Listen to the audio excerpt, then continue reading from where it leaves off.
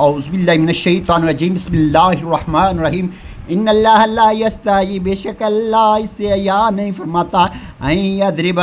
کہ مثلاً کہ مثال بیان کرے، ما بعودۃ فما فوقہا، مچھر ہو یا اس سے بڑھ کر ہو، فَمَا الَّذِينَ آمَنُوا، پس جو لوگ ایمان لائے وہ تو فَيَعْلَمُونَ جانتے ہیں، أَنَّهُ الْحَقُّ مِن رَبِّهِ ان کے رب کی طرف سے حق ہے، وَأَمَّا الَّذِينَ كَفَرُوا اور جنہوں نے کفر کیا، وَيَقُولُونَ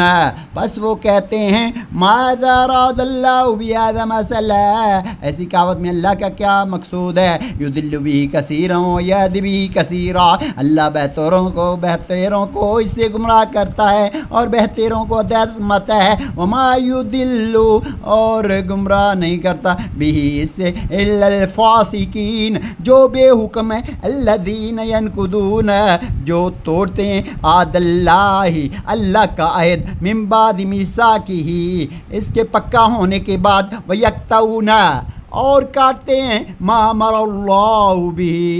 اس چیز کو جس کے ایوصلہ جس کے جوڑنے کا خدا نے حکم دیا ہے، ویفسدون فی الارض زمین فساد پھیلاتے ہیں، واولئک هم الخاسرون وہی نقصان میں ہیں، کیف کیسے، تکفرون تم کفر کرتے ہو، باللہ اللہ پر، وکنتم اور تم تھے، امواتن مردہ، فاحیاکم پس ہم نے تمہیں زندگی دی، ثم یمیتکم پھر تمہیں مارے گا، ثم یحییکم